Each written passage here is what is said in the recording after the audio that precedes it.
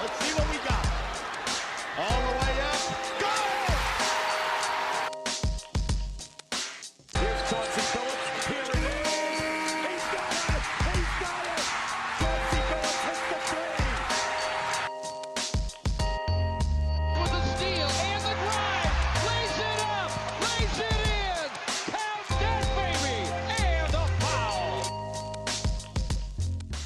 Bonjour à toutes et bonjour à tous et bienvenue dans ce 8e épisode des Chroniques de Motor City. Alors pour ceux qui découvrent le podcast aujourd'hui, vous vous demandez sûrement ce que sont les Chroniques de Motor City. Eh bien c'est simple, c'est votre podcast dédié à la culture et à l'histoire des Detroit Pistons. L'objectif c'est qu'ensemble on voyage à travers le temps pour découvrir ou redécouvrir les moments importants qui ont compté dans la vie de notre franchise préférée, depuis sa création jusqu'à aujourd'hui. Et si c'est votre premier épisode aujourd'hui, bienvenue, merci de nous rejoindre.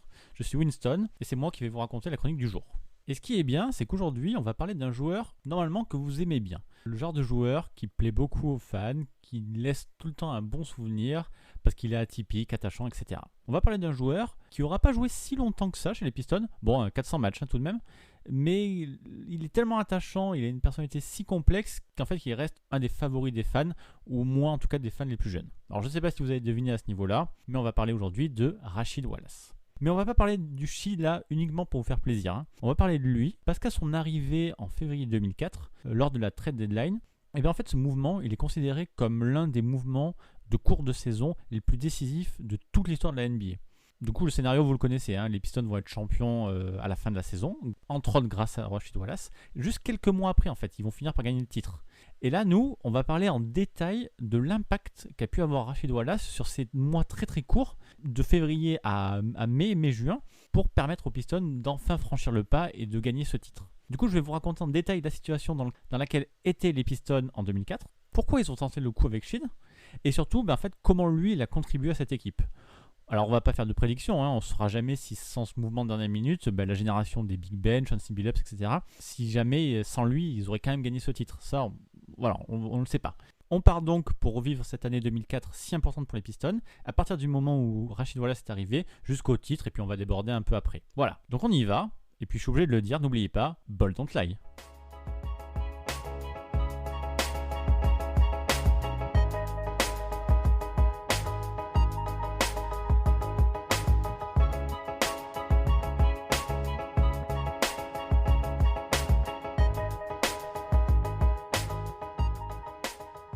En 2004, lors de la présentation de Rasheed Wallace à la presse une fois qu'il arrive à Détroit, Joe Dumars, qui est donc le GM de l'équipe à cette époque, a des mots super forts, très élogieux pour parler du Sheed. Alors, Dumars, il s'y connaît un peu, on lui fait pas. Il présente le Sheed comme ce grand joueur, un grand joueur, et un gars qui va avoir de l'impact immédiat sur l'équipe et qui va permettre aux Pistons d'être compétitifs au plus haut niveau NBA. C'est exactement ce que dit Dumars à propos du Sheed. Alors si on regarde les choses honnêtement, Dumars il exagère un tout petit peu quand même. Parce que la saison passée, les Pistons ont fait leur première finale de conférence. Et bon, ils se sont pris un sweep par les Nets de Jason Kidd. Mais malgré tout, l'équipe elle est belle. Il y a Ben Wallace qui a gagné déjà 2 titres de défenseur de l'année. Il y a la paire Billups-Hamilton qui fonctionne super bien en attaque. Alors sur les postes 3 et 4, c'est un peu moins évident.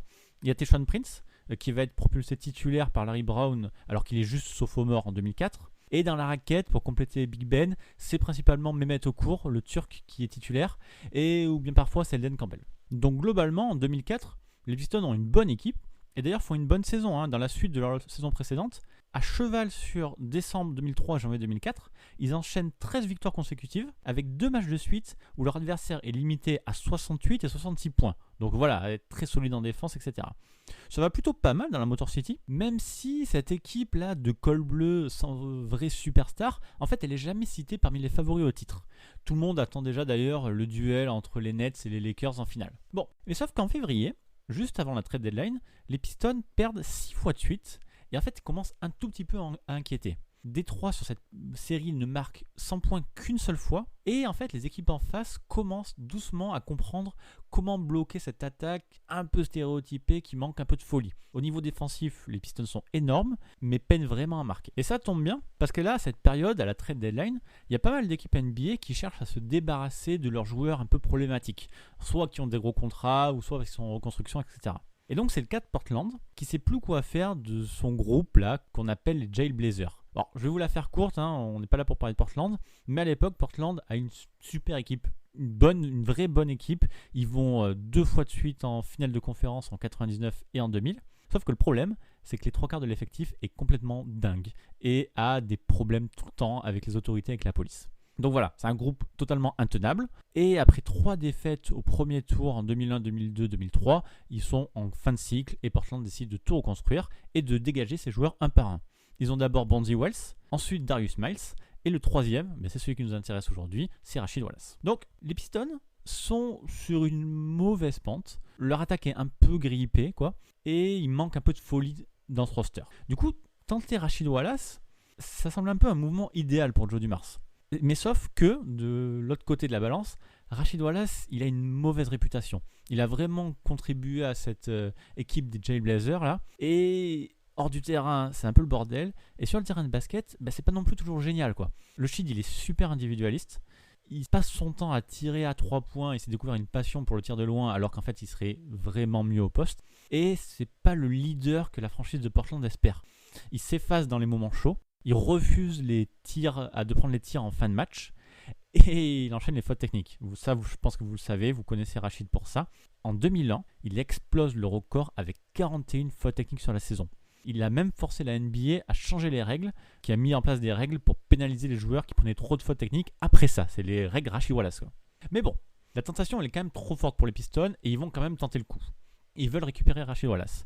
Mais l'arrivée du Sheed va se faire en 2 temps, elle est un peu compliquée.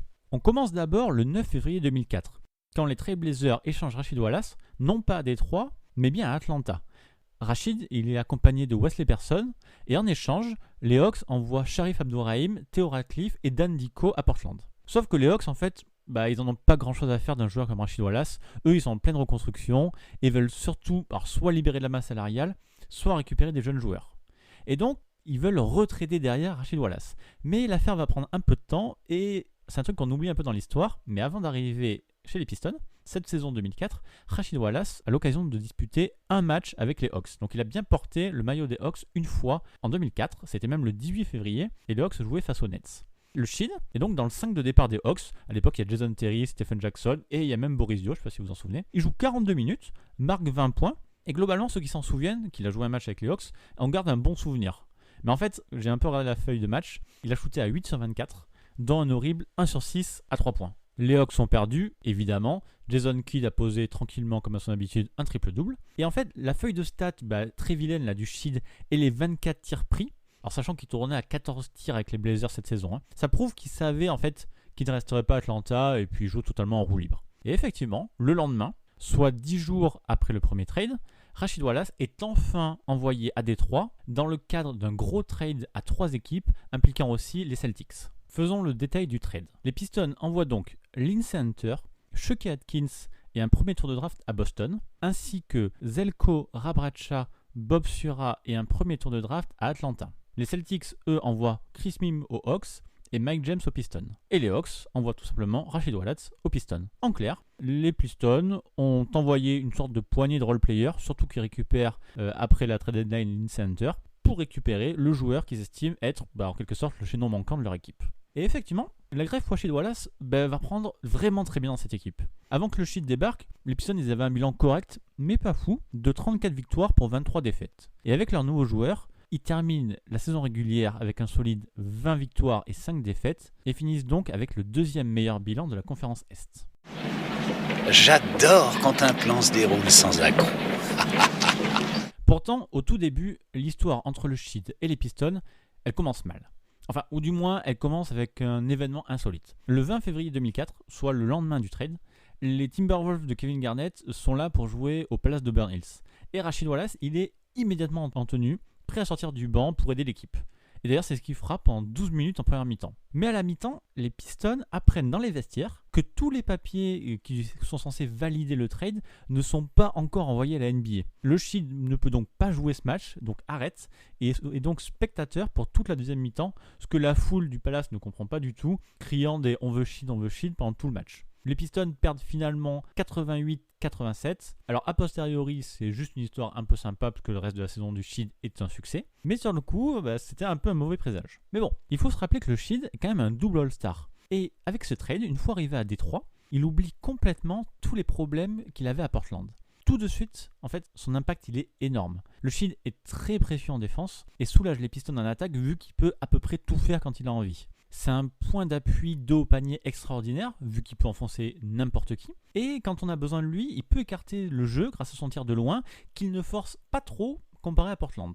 En fait, maintenant qu'il est dans le collectif hyper cadré de Larry Brown, Rasheed Wallace, il n'est plus obligé de tout faire. Et il n'est plus obligé de marquer 20 points par match, tout ça, etc. Ça le libère. Dans la raquette, associé à Big Ben, là, les deux Wallace, aucun lien de parenté bien sûr, il se la joue un petit peu Bill Laimbeer et Eric Mahorn, quoi. Pendant le mois de mars, alors que ça fait qu'un mois que Rasheed est là, il réalise une série de 5 matchs consécutifs à moins de 70 points encaissés. Et pour info, depuis l'invention des 24 secondes, personne n'avait réussi à tenir 3 adversaires de suite en dessous des 70 points. Et les Pistons le font 5 fois. Les deux Wallace, Ben et Rasheed, fonctionnent parfaitement ensemble, même si en fait ils ont l'air totalement opposés. Le Sheed, c'est une star depuis la fac, alors que Big Ben, lui, il n'a même pas été drafté. Rasheed peut faire exactement ce qu'il veut en attaque, alors que Big Ben, lui, est incapable de marquer, à part sur ses rebonds offensifs ou sur ses dunks. Par contre, en défense, ils forment une espèce de binôme super complémentaire. Là, Ben n'a rien du tout à prouver, mais Rasheed, il se défend aussi. Il est intelligent, il sait quand venir en aide, il a un super timing. D'ailleurs, après le All-Star Game, les Pistons n'encaissent en moyenne que 80 points et limitent leur adversaire à 39% de réussite. Sheed n'est que la 3e option de l'équipe, derrière Rip et Billups, et en fait ça lui va très bien. Il sert de facteur X en gros pendant les matchs, quand les autres joueurs majeurs n'arrivent plus à marquer des points. Celui qui était le joueur effacé de Portland a trouvé à Détroit en gros un cadre idéal pour jouer son basket à lui. Et pour tous ceux qui regardent cette équipe, c'est pas bien étonnant, parce qu'en fait, c'était déjà le cas avec Billups, qui avait fait 4 équipes en 5 ans, avant d'arriver à Détroit par exemple, ou Ben Wallace, qui n'avait même pas été drafté. Bon, au niveau du jeu, donc, Rasheed a énormément apporté, ça c'est clair. Mais il a aussi apporté toute sa mentalité et toute sa singularité qui a fait un bien fou à cette équipe qui était un peu trop sérieuse. L'impact du Sheed sur un match de basket, c'est pas simplement son jeu, c'est aussi sa bouche, son attitude et son trash talk. Et c'est là qu'on va parler de ce fameux ball don't lie. À chaque fois qu'un arbitre sifflait une faute et que Rasheed jugeait cette faute injustifiée, si le tireur adverse avait le malheur de rater son lancer franc, le Sheed criait un gros ball don't lie. En gros, le basket vous juge, c'était pas une vraie faute, le panier n'est pas marqué. Bon, c'est quelque chose qui l'a rendu super populaire parmi les supporters de Détroit, mais par contre, cette manière de parler tout le temps avec les arbitres, de toujours chercher le petit souci là, ça l'a pas vraiment aidé. Il s'est un peu calmé à Détroit, mais Rasheed était tout le temps sous la menace d'une faute technique. On a déjà parlé de sa saison 2000-2001 là, quand il a fait son record de faute technique, mais le Sheed, lui, il était capable de prendre une faute technique sans même ouvrir la bouche juste à cause d'un regard un peu trop appuyé. Par exemple, en 2003, et là il avait vraiment touché le fond, il avait été suspendu 7 matchs pour avoir menacé un arbitre après un match contre les Grizzlies. Pour ceux qui veulent en savoir plus d'ailleurs, je vous mettrai le lien de cette histoire dans la description du podcast. Mais pour être tout à fait juste avec Rasheed, il a aussi énormément contribué à renforcer la confiance de ses coéquipiers et même des fans de Détroit en fait. Avant lui, les Pistons, je pense, ils n'auraient pas vraiment été capables de battre une équipe de superstars comme les Lakers. Ils n'y auraient jamais cru. Et puis il a aussi son expérience, ça c'est vraiment important. Avec les Blazers, le Sheed est allé en finale de conférence en 99 et en 2000. En 2000, les Lakers du gros Shaq ont complètement détruit la défense des Blazers avec un O'Neal à 41 points lors du Game 1. Et lors du Game 7, le Sheed, lui, avait tout essayé en marquant 30 points, mais en fait, ça n'avait servi à rien du tout. Du coup, toute cette expérience-là de Rasheed Wallace, associée au groupe revancheur des Pistons qui avait perdu la finale de conférence en 2003, a permis à l'équipe d'aborder les playoffs 2004 le plus sérieusement du monde. Quand l'armée monte une opération qui ne doit pas échouer, c'est à lui qu'ils font appel pour entraîner les troupes, d'accord ? C'est le genre de type qui boirait un bidon d'essence pour pouvoir pisser sur ton feu de camp. Ce mec-là, tu le largues au pôle Nord, sur la banquise avec un slip de bain pour tout vêtement, sans une brosse à dents, et demain après-midi, tu le vois débarquer au bord de ta piscine avec un sourire jusqu'aux oreilles et les poches bourrées de pesos. Ce type-là est un professionnel. On va donc parler maintenant d'un bon souvenir pour nous tous, évidemment les playoffs 2004. Avec le Sheed bien installé dans le 5 de départ désormais, les Pistons sont pleins de certitudes. Et au premier tour, d'ailleurs, ça passe sans aucun problème contre les Bucks, qui sont à l'époque menés par Michael Redd. Ça fait 4-1, facile. Place ensuite au deuxième tour, et là tout de suite c'est le gros morceau, c'est les New Jersey Nets, sont les derniers finalistes NBA et ceux qui ont sorti les Pistons l'année dernière. Mais bon, Avec Rashid dans leur rang, les Pistons montrent d'entrée qui va être le patron. Et ils battent New Jersey 78-56. 56 points seulement pour les New Jersey Nets de Kidd, de Kenyon Martin et de Richard Jefferson. Donc voilà, grosse impression dès le début. Sauf que bon, New Jersey, ça reste l'équipe référence à l'Est à cette époque. Ils se reprennent et c'est même eux qui vont finir par mener la série 3-2 après une grosse victoire au Palace d'Auburn Hills, 127-120 après 3 prolongations. Alors, sans Rasheed Wallace, on ne sait pas ce qui serait passé, mais la série aurait peut-être été finie. Sauf que maintenant, les Pistons ont le Sheed et ce n'est plus vraiment la même équipe, notamment en termes de confiance. Détroit durcit le ton et limite les Nets à 75 et 69 points lors de leurs 2 dernières rencontres. Et là, ils ne le savent pas encore, mais en battant l'équipe de New Jersey, ils ont fait face à leur dernière difficulté des playoffs. Enfin, dernière ou presque, parce qu'au tour suivant, ils vont jouer les Pacers, qui vont leur arracher le premier match des finales de conférence. Mais dans ce match-là, les Pistons sont passés totalement à travers, et spécialement Rasheed Wallace qui a fait un horrible 1/7. Sauf que, comme je vous disais, le vent a tourné à Détroit, et dans cette équipe, plus personne ne doute. Et d'ailleurs, c'est le Sheed lui-même, face aux journalistes à la fin de ce Game 1, qui va prendre la parole, et il va être sûr de lui, et il va annoncer cette phrase mythique « Nous allons gagner le match 2 ». Il le dit « Je vous garantis le deuxième match, c'est le résultat final. C'est tout ce que je dis. Ils ne gagneront pas le deuxième match. Vous l'avez entendu dire, c'est moi qui l'ai dit. Vous pouvez imprimer ça où vous voulez. Mettez-le sur la première page, à l'arrière, au milieu. Ils ne gagneront pas le deuxième match. » Et là, je vous l'envoie en VO, c'est encore mieux. Y'all put it in the front page, back page, middle page, wherever. Headliners, column 1 or 2, we will win game 2. We will win game 2. Cette déclaration pleine d'assurance du Sheed, elle va complètement renforcer la confiance des Pistons. Il faut que vous vous imaginiez, ils ont un gars avec eux, à peine le match perdu, il arrive et il garantit la victoire au match suivant, contre les favoris de la conférence Est à l'époque, menés par des stars, Jermaine O'Neal, Reggie Miller, etc. Bon, pour la presse, c'est cadeau, hein. Ils s'emparent de l'histoire et ça devient un moment qu'ils appellent le Garant Sheed. Et effectivement, 2 jours plus tard, les Pistons vont battre les Pacers 72-67. Et là, grâce à un autre moment de légende, c'est The Block de Tayshaun Prince que je vous mettrai en vidéo dans la description de ce podcast. Après cette victoire, les Pistons ne vont lâcher plus qu'un match. Ils vont limiter Indiana à 35% sur toute la série et vont s'imposer assez facilement 4-2. Et donc, grâce entre autres à la grande bouche du Sheed, eh bien les Pistons retrouvent pour la première fois depuis 1990 les finales NBA. Et là, face au col bleu, à cette équipe col bleu de Détroit, on va retrouver leur parfait opposé, les Lakers, du quatuor de superstars Kobe, Shaq, Peyton et Malone. Avant cette série, tout le monde, ou alors du moins on va dire toute la presse, célèbre déjà la victoire des Lakers. À cette époque-là, on s'en souvient, on se demande même si Los Angeles va sweeper Détroit ou si les Pistons vont réussir à sauver l'honneur en grattant un petit match au Palace, quoi. Bon, nous on sait que ça s'est pas passé comme ça, mais c'est vrai qu'à l'époque, Los Angeles arrivait, on va dire, avec beaucoup plus de certitude. Et ces certitudes, Rasheed et les Pistons vont les dégager dès le premier match. Détroit bloque totalement l'attaque de Los Angeles, et mis à part un Shaq qui est en énorme forme, il tape 34 points à 13 sur 16 et 11 rebonds,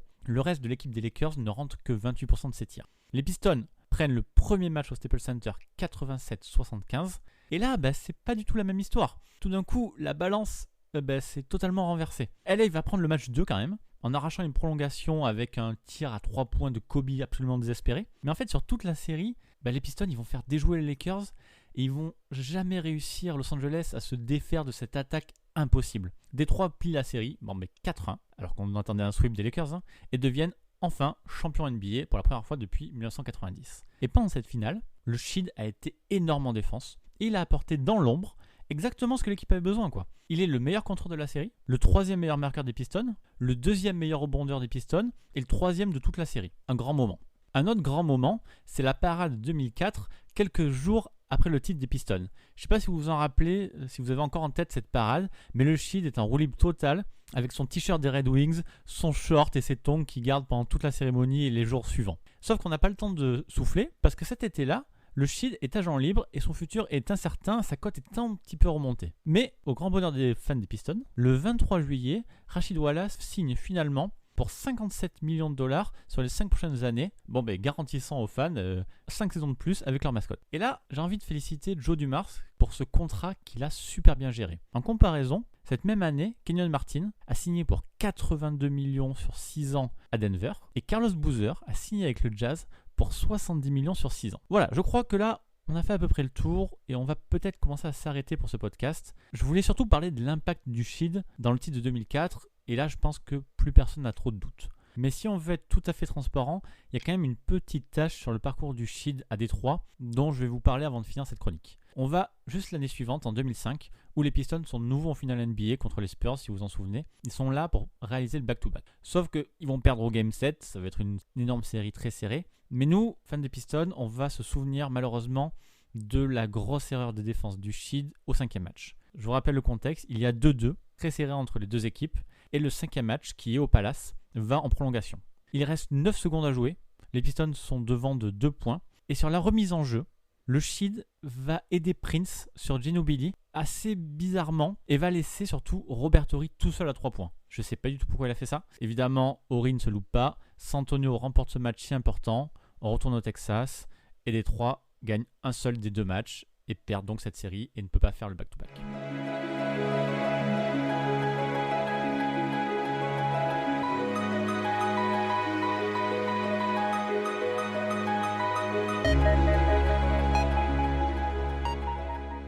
Durant ces 5 saisons et demie qu'il a passé à Détroit, Rasheed Wallace a tourné quand même en moyenne à 13,4 points et 16,2 rebonds. Il est finalement parti après la saison 2009 en signant aux Celtics, à partir du moment où l'équipe, il faut se le dire, est en fin de cycle. Mais après des séjours à Boston et à New York, ainsi que 2 saisons où il était totalement à la retraite, Rasheed est revenu dans la Motor City, cette fois en tant qu'entraîneur adjoint. Il était l'assistant de Maurice Chick et il a encadré Greg Monroe et André Drummond. Même si pour être tout à fait honnête aujourd'hui, c'est assez dur de savoir ce qu'ils ont appris de lui. Mais à Détroit, comme en fait dans toute la NBA, le Shield n'a gardé quasiment que des fans. Et en fait, personnellement, ça me fait plaisir qu'un joueur si atypique soit finalement arrivé à gagner le titre dont il avait besoin et qui font souvent défaut à ces joueurs-là un peu différents. Pour l'instant, contrairement à Ben Wallace, à Chauncey Billups et à Rip Hamilton, Rasheed Wallace n'a pas encore eu son maillot retiré par les Pistons. Alors, il n'y a rien qui dit qu'il va avoir cet honneur, mais à mon avis, il le mérite amplement. Sans lui, sans ce trade avec les Hawks en février 2004, je dis qu'il n'y aurait sûrement pas eu de titre en 2004, ni de finale en 2005. Parce que d'ailleurs, cette saison 2005, avant de faire sa bêtise en finale, Rasheed Wallace avait fait une énorme saison, encore meilleure que la 2004 et en prenant encore plus de place dans cette équipe. Voilà, on arrive à la fin de la chronique du jour. J'espère que vous avez apprécié qu'on parle d'un joueur comme Rasheed Wallace. Je pense aussi qu'il dépasse un petit peu les frontières de Détroit et que globalement, un peu n'importe quel fan de la NBA va se retrouver dans la chronique d'aujourd'hui. Comme d'habitude, vous pouvez retrouver tous les épisodes des chroniques de Motor City sur les plateformes Apple Podcasts, Google Podcasts et Spotify, ainsi que sur les agrégateurs de podcasts type Podcast Addict sur Android. Une nouvelle fois, merci à vous de parler de ce podcast, de l'écouter, de le partager et merci pour vos notes Apple Podcasts qui font toujours vraiment plaisir. Et en attendant le prochain numéro, comme d'habitude, je vous invite à me retrouver sur Twitter @pistonfr et sur le site pistonfr.com. Merci encore pour votre soutien et à bientôt pour une prochaine chronique.